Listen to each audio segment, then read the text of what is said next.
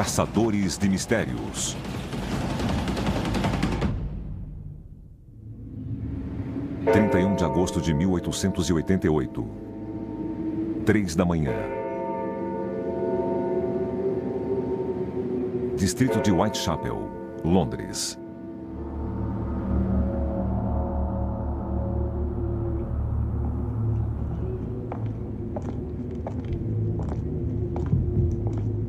Uma mulher sozinha anda pela rua.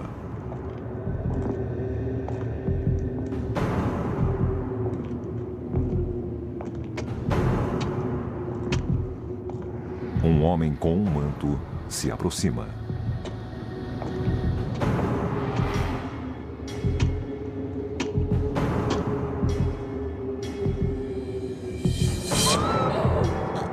O atacante a sufoca e depois puxa uma faca de 30 centímetros.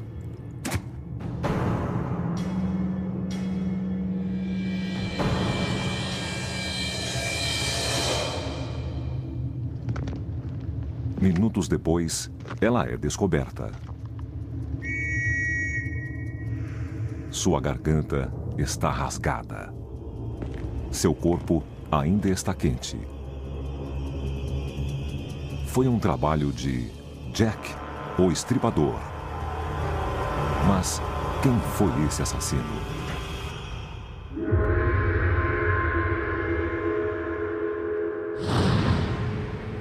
Jack, o Estripador.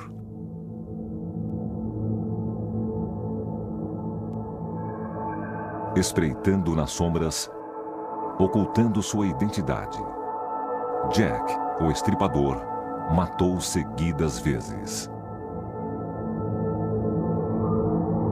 Mas sempre conseguiu escapar da lei. O serial killer mais famoso do mundo rondou as ruas de Londres durante 3 meses no final do século XIX, matando no mínimo 5 mulheres, ou até mesmo 11. O assassino levava os órgãos das vítimas como troféus. Provavelmente a polícia procurava alguém com conhecimentos anatômicos e habilidade cirúrgica. Essas técnicas eram necessárias para que ele atacasse à noite e removesse órgãos.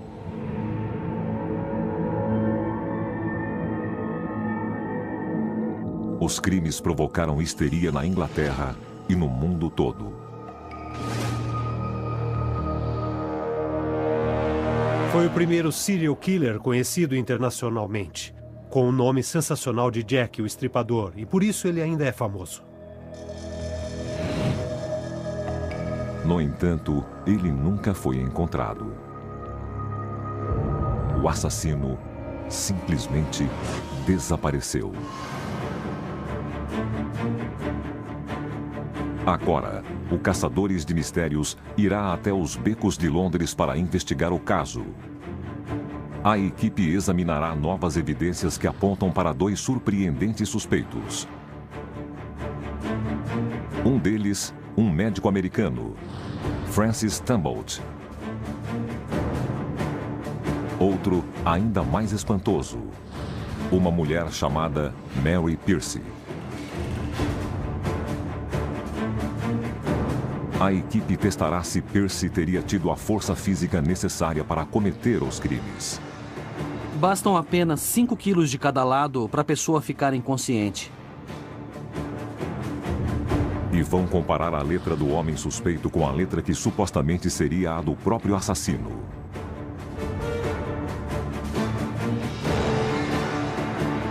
Eles vão testar uma teoria sobre a provável rota de fuga do criminoso e traçarão um perfil psicológico com o qual compararão as evidências relativas a cada suspeito.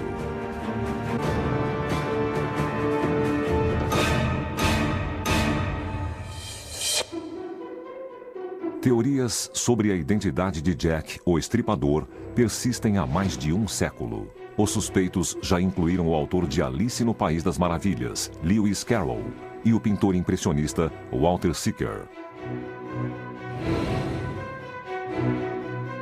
Mais bizarro ainda foi o boato de que a família real estava envolvida.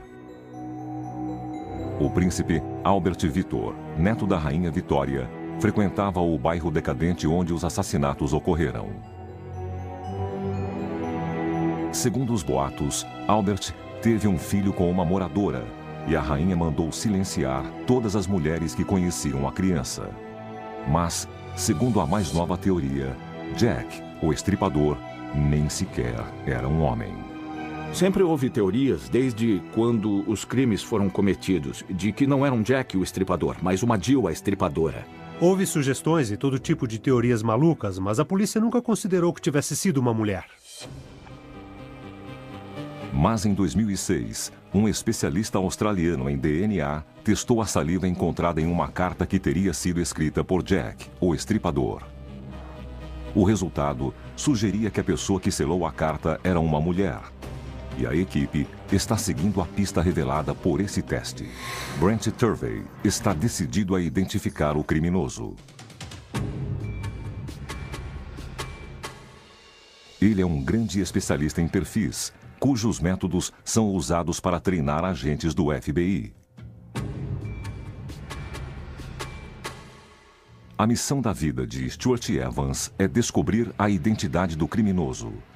Ex-policial, o inglês é um especialista no caso. A nova suspeita, Mary Pierce, foi executada em 1890 pelo assassinato da mulher e filho de seu amante. O modo de matar a mulher foi especialmente brutal. A senhora Pierce cortou a garganta da mulher de modo muito profundo, quase cortou sua cabeça. Na prisão, Pierce escreveu cartas para a família fornecendo pistas de sua personalidade. Aqui temos relatórios do julgamento da senhora Pierce. Ela escreveu cartas e graças a elas podemos saber como pensava.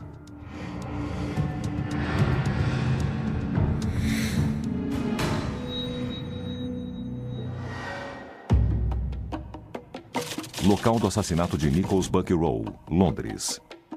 Antes de investigar os suspeitos, a equipe precisa traçar um perfil psicológico do assassino. E começam no local do primeiro crime. As fotografias e as descrições não resolvem totalmente. É preciso ir até o local e ver como é a acústica e as relações espaciais. Primeira vítima, 31 de agosto de 1888, Mary Ann Nichols. A vítima, Mary Ann Nichols, foi descoberta às 3 horas e 45 minutos em uma rua residencial então chamada Bucks Row. Tinha cortes profundos dos dois lados do pescoço, que quase separaram sua cabeça. E seu abdômen fora violentamente aberto com uma faca comprida. No local onde o corpo de Mary Ann Nichols foi encontrado, havia uma série de casas vitorianas desse lado e o Essex Wharf do outro. A rua era escura e isolada, com pouco tráfego nessa hora da madrugada. Um local perfeito para um encontro ilícito ou um assassinato. Como você acha que o criminoso trouxe a vítima até aqui? Acha que foi parte de uma situação cliente e prostituta? Muitas prostitutas levavam clientes para onde sabiam que era tranquilo. Quer dizer, o assassino podia não conhecer bem a área. O assassino pode ter visado as prostitutas, sabendo que as vítimas o levariam ao local perfeito para um crime, sem testemunhas. Era uma rua muito tranquila. Saía da rua principal, que ficava perto. O perfil do assassino começa a emergir.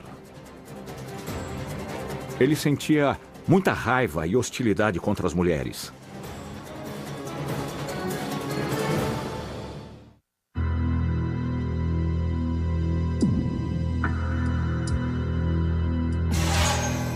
Caçadores de Mistérios está investigando a identidade de um dos assassinos mais famosos de todos os tempos, Jack, o Estripador.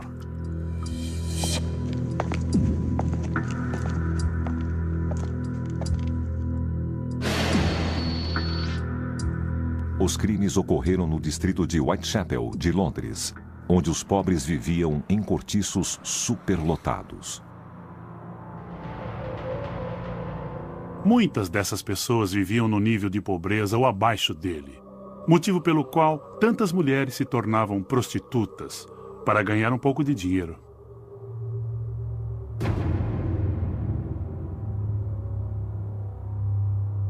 pânico tomou conta do bairro quando mulheres começaram a ser mortas nas ruas.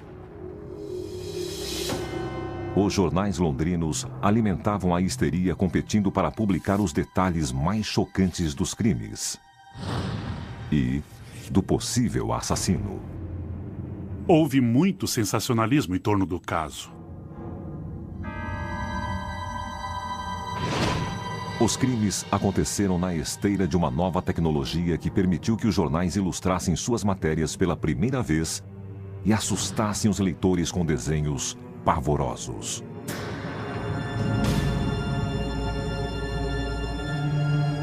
A imagem de Jack, o Estripador, foi explorada pela imprensa. Foi o crime mais sensacional da época.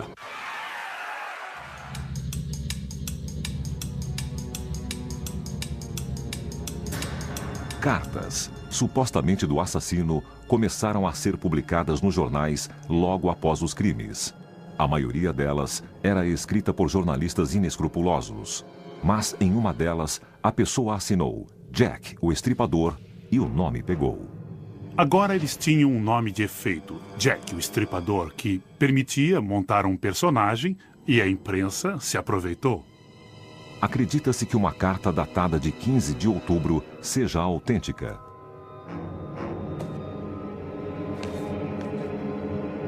Foi enviada a um grupo de cidadãos que patrulhava as ruas, acompanhada de um rinho humano em uma caixa. A quarta vítima, Catherine Eddowes, havia sido encontrada 2 semanas antes sem um dos rins. O assassino tirou o rim esquerdo e o útero da mulher. O modo como as vítimas foram mortas é importante para traçar o perfil do criminoso. Se ela estava deitada no chão, imagino que o jeito mais fácil teria sido cortar a garganta com a faca assim e depois fazer o outro corte. Depois, ele extraía os órgãos. Segunda vítima, 8 de setembro de 1888, Annie Chapman. Foi assim que o corpo de Annie Chapman foi encontrado. Ela foi horrivelmente mutilada. A faca entrou tão fundo na garganta que atingiu o osso. E ela foi mutilada na região do abdômen. O assassino removeu o útero, o que foi uma novidade. Bom, então nesse caso nós temos não só evisceração, mas remoção de órgãos. E um dos traços mais marcantes desses crimes é o ataque direto à sexualidade. Ele atacou diretamente os órgãos sexuais. Não foi um acidente, era fazendo isso que o assassino gastava muito mais tempo. Para isso, ele precisava de uma faca especial e o historiador Donald Rumbelow descobriu a possível arma do crime.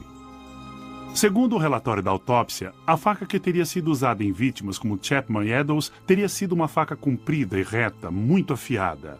E este é o tipo de faca que penetrou a garganta até as vértebras, porque em 2 casos, Jack quase separou a cabeça. Não pode ter sido uma navalha ou uma faca menor. Amputar. É uma faca própria para amputar. Uma faca que cortava tecidos rapidamente. Entrava, fazia o serviço e saía. O uso de uma faca cirúrgica é uma pista para identificar o assassino. Uma crença popular sobre Jack, o Estripador, que começou em 1888 e chegou até hoje, é de que ele devia ter conhecimentos médicos. Mas são mutilações muito grosseiras e podem ter sido feitas por qualquer um com conhecimento básico de anatomia. O principal suspeito da equipe, o americano Francis Tumbolt, tinha o conhecimento médico necessário. Ele afirmava ter um diploma de medicina, provavelmente falso, mas certamente era conhecido como um curandeiro ou um charlatão. Tumbolt nunca foi apontado publicamente como suspeito, mas a carta de um oficial da Scotland Yard, recentemente descoberta, afirma que ele era suspeito pelos crimes. Foi escrita décadas após os assassinatos. Qual é a data desta carta? Essa carta foi escrita em 1913. O que acho mais incrível é que eu nunca ouvi falar em Tumbolt. Achei que tivesse... Data desta carta? Essa carta foi escrita em 1913. O que acho mais incrível é que eu nunca ouvi falar em Tumbolt. Achei que tivesse lido tudo que escreveram sobre o estripador e esse suspeito é novidade para mim. Percebi que era algo inovador. Porque não existe nenhum documento sobre essa pessoa no nosso ramo. E para os especialistas, com certeza esse nome não existe. A carta é de um ramo especial da Scotland Yard, uma divisão secreta de inteligência. Seus arquivos estão permanentemente fechados, mas a equipe descobriu outras evidências, incluindo a única fotografia do suspeito. Tumblety era famoso por usar roupas militares vistosas, mas não há nenhum registro de que tivesse alguma patente militar. Ele usava um uniforme desconhecido e um boné de estilo prussiano. Também usava uma capa de pele, não era da Legião de Honra. Uma medalha no casaco, era um traje pseudo-militar.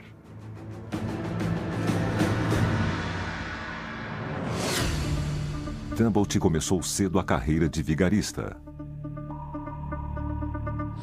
Cresceu em Rochester, Nova York, e começou a se passar por médico na adolescência. Tornou-se famoso por vender medicamentos falsos e remédios herbais nos Estados Unidos e no Canadá. Quando surgiam problemas, ele mudava de cidade.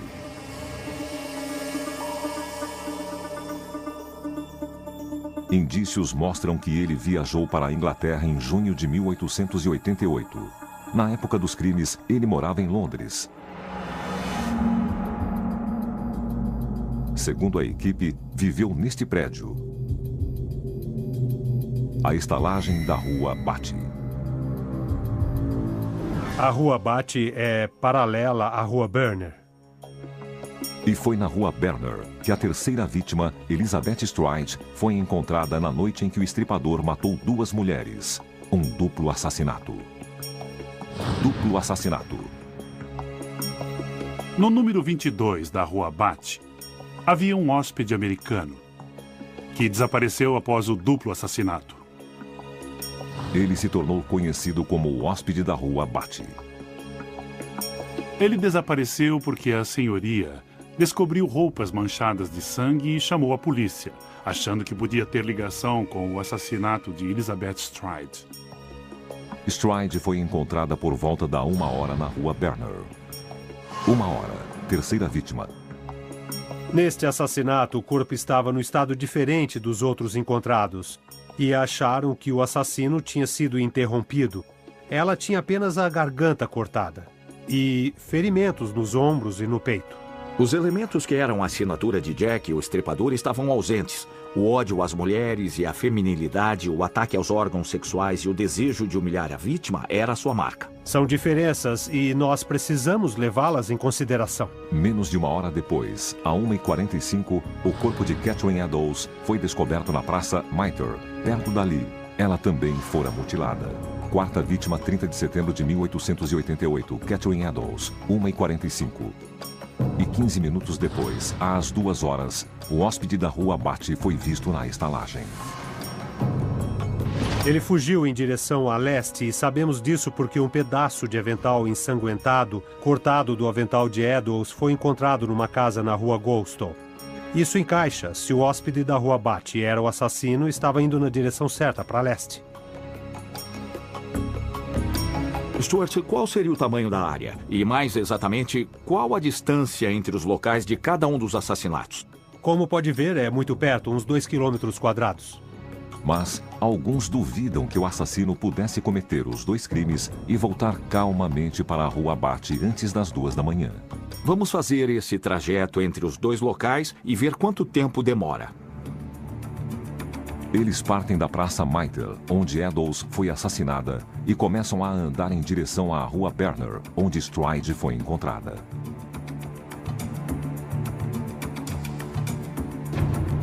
E aqui é a Rua Goldstone, onde o avental foi deixado. Aquele prédio já existia na época? Isso, era esse prédio mesmo na época. Foi exatamente na porta daquela loja que o estripador deixou o pedaço de avental ensanguentado. Esse é o mesmo prédio e a mesma porta.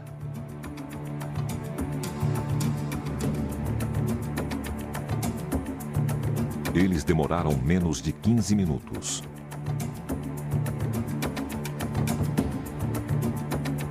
Mesmo com o tráfego das ruas modernas, o assassino teria podido deixar o local do segundo crime e chegar à Rua Bate às 2 horas. O número 22 da Rua Bate, onde ficava a estalagem, era bem aqui. E havia uma passagem aqui que levava direto à Rua Burner. Há vários caminhos daqui até a Praça Mitre, mas sabemos que o assassino foi para leste, da Praça Mitre para Whitechapel. Ele deve ter vindo pelas ruas secundárias. Se Jack, o estripador, também era o hóspede da Rua Bate, é perfeitamente possível que ele tenha feito a distância entre a Praça Mitre e este local em 15 minutos. Nunca ninguém soube a identidade do hóspede, mas Evans encontrou outra pista. Eu estudei as histórias sobre o hóspede da Rua Bate para tentar descobrir se havia alguma descrição desse personagem. E então eu encontrei um artigo posterior ao incidente dizendo que um homem havia sido preso por suspeita de ser o hóspede da Rua Bate e ele era americano. E o motivo da prisão pode ser uma pista para conhecer o caráter do suspeito. Ele foi acusado de comportamento indecente.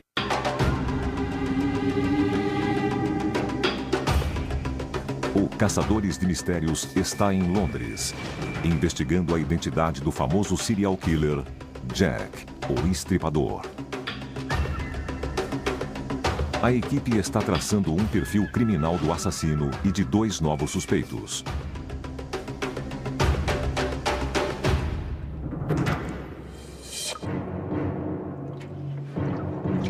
O médico americano Francis Tumbolt foi preso em 7 de novembro de 1888 pela polícia de Londres, pouco antes do último crime.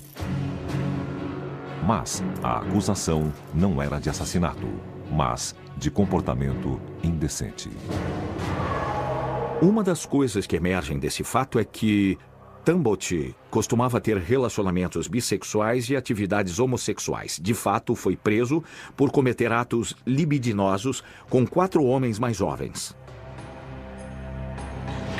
Tumbolt não só não se envolvia com mulheres, como parecia odiá-las. Tumbolt contou uma história de que tinha sido casado, que amava muito sua mulher, mas que depois descobriu que era prostituta. Por causa disso, o casamento terminou e parece que ele nunca mais voltou a se envolver com mulheres. Então ele era uma pessoa com alguns conhecimentos médicos que, na verdade, ele nutria um ódio profundo contra as mulheres, principalmente prostitutas, e não confiava nelas. Seu ódio parecia doentio. Ele tinha uma coleção de úteros.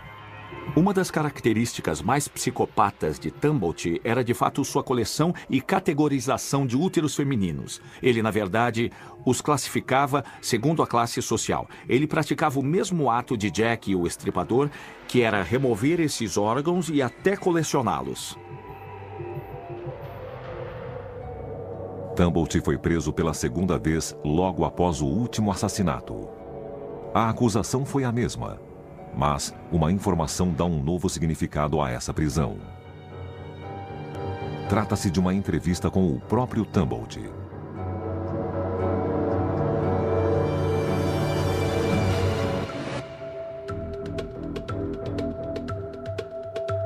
O mais interessante sobre esse artigo é uma entrevista com Tumbolt em janeiro de 1889. Ele admite que esteve em Whitechapel e que foi preso como suspeito pelos assassinatos. Isso coloca no bairro no auge dos assassinatos. Claro que ele não admite ser o Jack, o Estripador, mas admite que foi preso por ser suspeito desses crimes. Mas eles não tinham nenhuma prova concreta para mantê-lo preso. Não tinham nada sólido. Tentaram pensar num modo de impedir que se safasse e então o acusaram de comportamento indecente. O fato de ele ter sido um suspeito ficou lacrado nos arquivos policiais durante mais de um século. Claro que nada disso prova que Tumbolt era o Estripador, mas é uma boa evidência de apoio e certamente todos esses elementos que descobrimos o tornam um suspeito genuíno. Tumbolt foi solto sob fiança em 16 de novembro e imediatamente fugiu para os Estados Unidos com um nome falso, Frank Townsend. Ele mudou de nome e entrou no navio. Há todas as indicações de alguém que tenta fugir, que tenta se esconder, que não quer ser descoberto e incomodado e quer continuar a fazer o que fazia. Ainda que isso não prove sua culpa, certamente mostra que não queria ser encontrado e a sua preocupação com isso. Há poucos indícios de seu paradeiro nos Estados Unidos, até que em 1903, um jornal relatou sua morte em St. Louis, devido a uma doença cardíaca. Existem várias outras coisas que, com base no seu passado, no perfil do assassino que você traçou, que me intrigam e indicam que precisamos examinar isso bem melhor. Os policiais que investigaram os crimes ignoraram os boatos de que o assassino podia ser uma mulher. Desde que os assassinatos foram cometidos por Jack, surgiram teorias desde essa época de que não era um Jack o estripador, mas sim uma Jill a estripadora. Talvez uma parteira, uma mulher que fazia abortos ou uma mulher que tinha raiva de prostitutas, algo assim. Havia essas teorias. Houve sugestões e todo tipo de teorias malucas enviadas por cartas à polícia. Mas a polícia nunca considerou que pudesse ser uma mulher. Nunca houve uma teoria séria nesse sentido.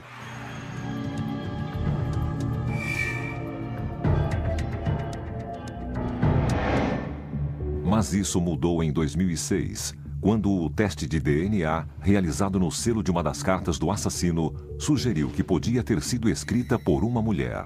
Brent Turvey primeiro vai investigar se uma mulher como a suspeita teria a força necessária para cometer crimes tão brutais e violentos como esses. David Cook é professor do Centro de Performance Humana da Universidade South Bank. Oi, como vai, Brent? Oi, muito prazer. Bem-vindo ao ginásio. Uma mulher como Mary Pierce teria tido a capacidade de dominar e matar as vítimas nesse caso? Que tipo de força é necessária para fazer isso? Na verdade, não precisaria de tanta força, porque se a mulher agarrasse o pescoço da vítima com as duas mãos, ela só precisaria de uma pressão de cerca de 5 quilos em torno da artéria carótida para deixar a pessoa inconsciente. Cook usa um aparelho chamado plataforma de força para medir a pressão aplicada de cada ângulo. Os dados da pressão aplicada a um boneco por uma mulher do mesmo tamanho de Pierce serão enviados a um computador. Não é uma posição estável, embora seja uma ótima posição para aplicar força. Se você colocar o seu peso no peito da vítima e depois aplicar força, ficará mais estável. Você ainda pode aplicar muita força, mas sem risco de ser chutada para fora. A pressão aplicada ao pescoço da vítima é medida e calculada por um computador e depois visualizada.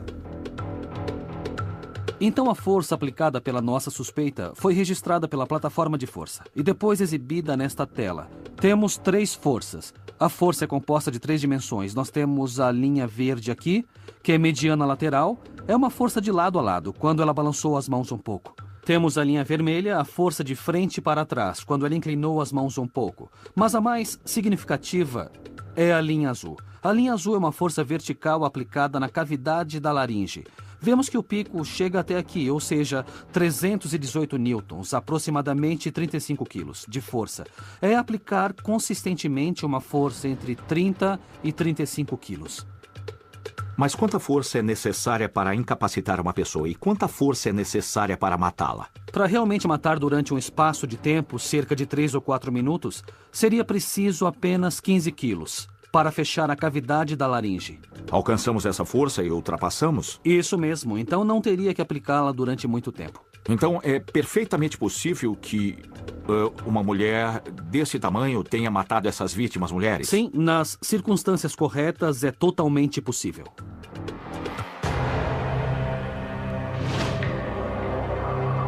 Os 2 horrendos assassinatos cometidos por Mary Pierce são semelhantes aos crimes do estripador. Ela, na verdade, estava tendo um caso com um homem casado chamado Rob. E ela matou a mulher dele e também matou o bebê. Foi um assassinato brutal que ela cometeu em sua própria casa. Alguns acham que ela tem a mentalidade de uma serial killer. Foi um assassinato brutal que ela cometeu em sua própria casa. Alguns acham que ela tem a mentalidade de uma serial killer. Então, esta é a Rua Priory, como era chamada na época vitoriana. E é o mesmo prédio? Isso, do outro lado da rua está o prédio em que ocorreu os assassinatos. Esta é a porta da casa de Mary Pierce. Foi por essa porta que ela saiu com o carrinho do bebê.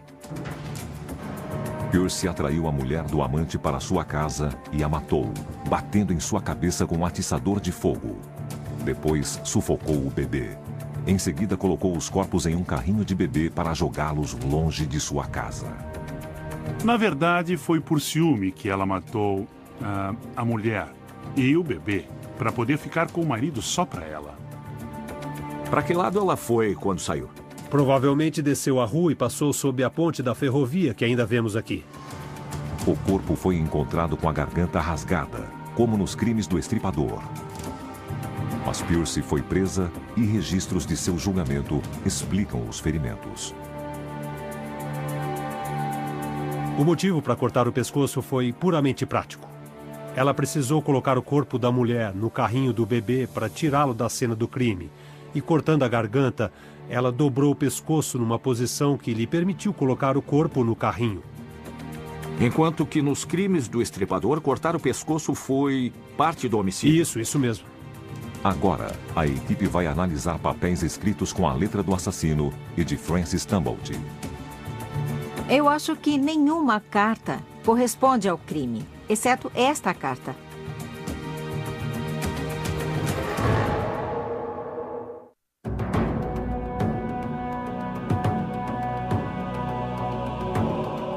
Caçadores de Mistérios está em Londres para investigar a verdadeira identidade do homicida conhecido como Jack, o Estripador.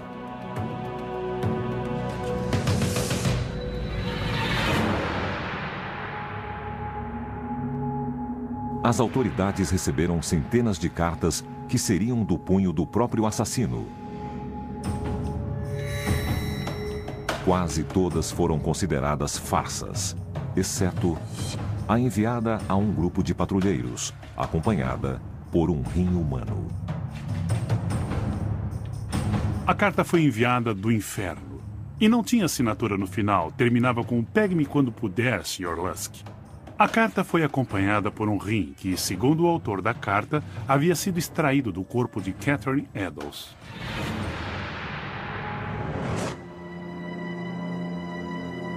A carta dizia: Sr. Lusk, estou enviando um dos rins que tirei da mulher e conservei para o senhor. O outro rim eu fritei e comi, e estava muito bom. Posso lhe mandar a faca ensanguentada com a qual o extraí, se esperar um pouco. Assinado, Pegue-me quando puder, Sr. Lusk. A carta desapareceu dos arquivos da Scotland Yard em 1950. Acho que algum policial a levou como souvenir. Mas Stuart Evans tem uma das cópias feitas pela polícia. A equipe também obteve outras cartas supostamente do Estripador e encontraram um maço de cartas que o suspeito Francis Tumblety escreveu na época dos assassinatos. Eu não sou especialista em identificação de caligrafia, então o que precisamos fazer é mandar esses documentos para ser examinados por alguém que tenha formação e experiência para isso. Alguém que possa nos dizer se há semelhanças claras ou sutis nessas caligrafias. Acho que será útil mandar a carta de Tumblety para ver se, por acaso, o suspeito tem uma letra semelhante à de alguma outra carta que temos em nossa posse.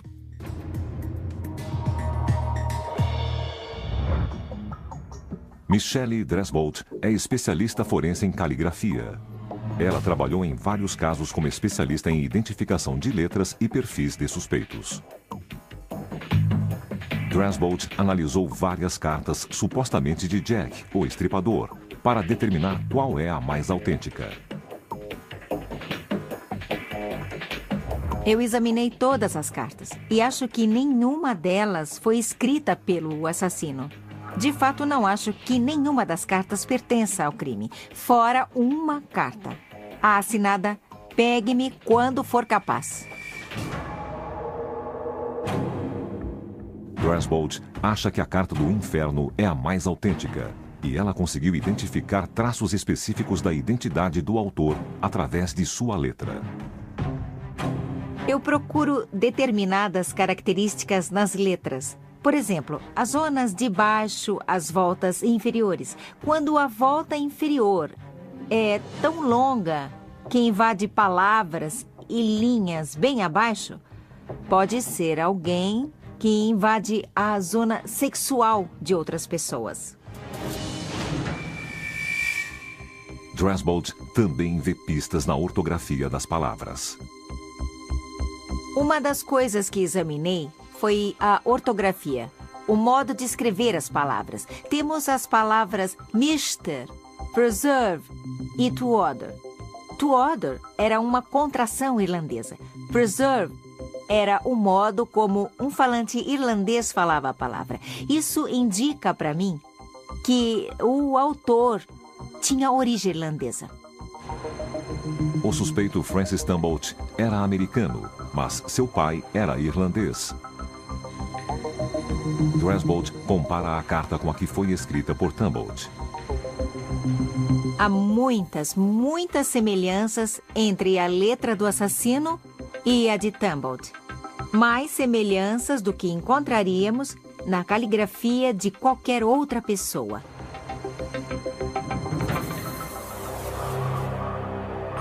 Uma das coisas que os dois autores têm em comum é uma ligação inusitada entre as palavras. Na Carta do Inferno, o assassino pega o I e o mistura à palavra seguinte de um modo muito estranho e incomum. Tumbolt também liga muitas palavras às próximas, inclusive seu I, que se funde com a palavra seguinte. São ligações muito incomuns e ele escreve esse I em muitas frases e o liga à palavra seguinte, exatamente como na Carta do Inferno. Vamos ver esse Y. O assassino tem Ys incomuns que invadem não só o alto da linha inferior, como entram no meio das palavras e vão bem para baixo. São letras cheias, grandes e compridas demais. Veja a de Tumbolt. Os Ys são grandes. Eles não só tocam o alto das letras e a linha inferior, não só invadem as letras, chegam até bem debaixo delas. Depois de examinar várias cartas escritas por Francis Tumbolt, eu acredito mais do que nunca que Francis Tumbolt escreveu mesmo a Carta do Inferno.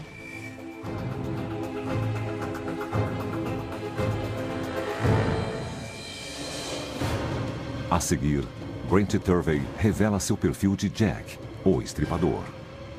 Após examinar todas as evidências, testemunhos e material disponível sobre os crimes de Jack, o estripador, na região de Whitechapel, o seguinte perfil emergiu.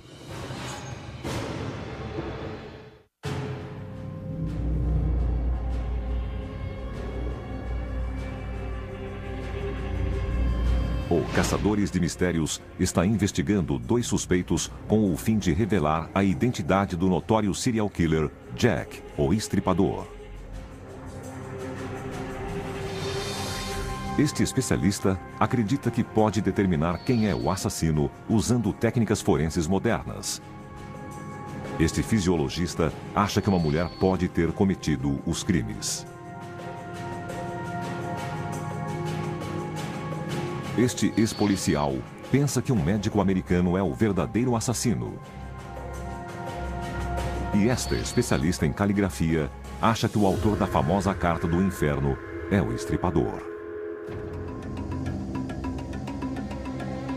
Brent Turvey visitou os locais dos crimes e examinou as evidências. E traçou um perfil criminal no século XXI desse serial killer do século XIX. Após examinar todas as evidências, testemunhos e o material disponível sobre os crimes de Jack e o estripador na região de Whitechapel, o seguinte perfil emergiu. Em primeiro lugar, há o fato de que o conhecimento do local não é necessário. A segunda coisa que notamos é que ele tinha muito conhecimento médico, mas não muita habilidade. Os cortes são muito irregulares, muito compridos, mal feitos. Além disso, a natureza dos ferimentos, a brutalidade. Isso indica raiva e retaliação. Há muita raiva nesses crimes. Outra coisa é que, por causa desse tipo de raiva, dos ataques específicos a áreas do corpo feminino, os genitais, os seios e a remoção totalmente do útero, trata-se de um ataque à feminilidade. É evidência de misoginia. Essa pessoa odiava as mulheres e a feminilidade. E, finalmente, também há evidências de que essa pessoa saiu e matou de modo muito deliberado e rápido. Ele agiu com a frieza de um psicopata. Agora, Turvey pode comparar seu perfil criminal com as evidências ligadas aos dois novos suspeitos. Primeiro, Mary Percy, uma mulher condenada por matar a mulher e o filho de seu amante. O conhecimento do local não é necessário. No entanto, sabemos que ele morava a 6 quilômetros do distrito de Whitechapel. O segundo ponto é mais pertinente à posse de conhecimento médico, não de habilidade médica. Nós não temos nenhuma evidência de que Mary Percy tivesse qualquer conhecimento médico. Claro que Mary Percy era motivada pela raiva e retaliação, mas era uma coisa muito específica, direcionada a uma pessoa específica, numa série de circunstâncias muito específicas. E temos o quarto ponto, a raiva das mulheres, a misoginia. Não há absolutamente nada que sugira que Mary Percy tinha raiva das mulheres em geral. Não era uma raiva da feminilidade, não era a necessidade de desfeminilizar e humilhar. Era a expressão do ódio por um amor não retribuído. E isso nos traz a última característica, que é a execução calma e controlada dos crimes. Na verdade, isso não vale de modo algum para Mary Percy. Ela era uma pessoa extremamente emotiva. O perfil de Mary Percy não se encaixa com o perfil criminal de Jack, o estripador. O perfil de Mary Percy que emergiu é o fim de uma pessoa obcecada. Esse crime foi um fato isolado.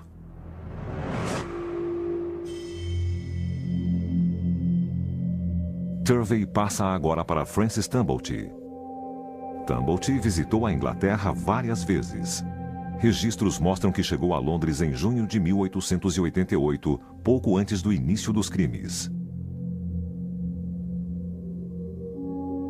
A realidade é que ele procurava prostitutas nas ruas principais e elas o levavam a seus locais favoritos ou habituais, como as prostitutas de hoje. Então, o conhecimento do local não é mesmo necessário. Embora ele se identificasse como médico quando obrigado a mostrar credenciais, na verdade ele tinha diplomas médicos falsos de universidades. Então ele apenas possuía conhecimentos médicos, habilidades médicas que adquiriu sozinho. Jack, o estripador, tinha uma ideia de onde os órgãos ficavam. Ele tinha uma ideia do que queria. E isso corresponde exatamente a Francis Tumblety.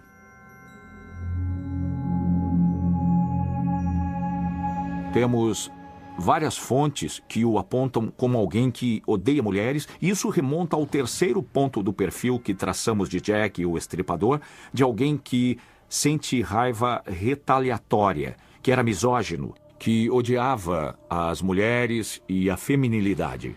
Isso encaixa muito bem com Francis Tumblety, porque ele não gostava das mulheres e não escondia isso. O quinto ponto é que Jack, o estripador, é um criminoso calmo, controlado e determinado. Tumblety não só colecionava úteros de todos os tipos, como também os organizava e separava por classe social. É uma característica de um psicopata. Ele via as pessoas que agredia como objetos. O perfil de Francis Tumblety parece se encaixar exatamente com o perfil criminal de Jack, o estripador. Está se tornando muito claro que Francis Tumblety está no topo de uma lista de suspeitos muito enxuta.